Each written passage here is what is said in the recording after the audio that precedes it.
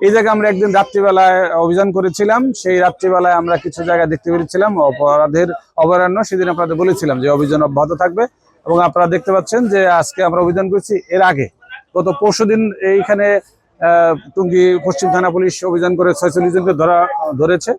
আজকেও বিকেল থেকে সে অভিযান অব্যাহত আছে। বিকেলবেলা আমাদের 34 জনকে ধরেছে। তার পরবর্তীকালে আমি এখানে ডিবি পুলিশ নিয়ে এটা প্রবেশ করলাম এই মাজার বস্তির ভিতরে।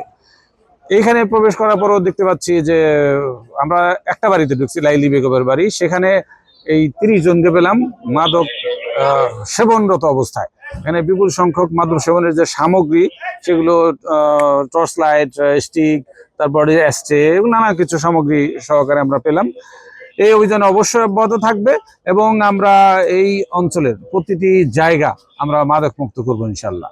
কোনো সুযোগ এখন পর্যন্ত পাচ্ছি না, কারণ এই একটা বড় জায়গা, পুলিশ আসার কোনো ধরনের চিহ্ন খবর এরা পেলে সাথে সাথে এই মাজার বস্তি থেকে অন্য জায়গায় সরিয়ে নেওয়া সম্ভব। আপনি নিজেই দেখলেন যে কেমন একটা ঘিঞ্জি এলাকা, এখানে পুলিশ প্রবেশ করলেও পাশ থেকে অন্য কিছু সরিয়ে দিতে সময় লাগে না।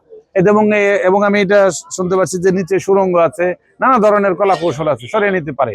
কিন্তু কিছু অঞ্চল আছে এরা কিন্তু সেখানে বিপুল সংখ্যক ছিন্নমূল মানুষের বসবাস, এই সাধারণ খেটে খাওয়া মানুষ কিন্তু এখানে বসবাস করে, তার পাশে পাশে এই অপরাধের কাজগুলো চলে।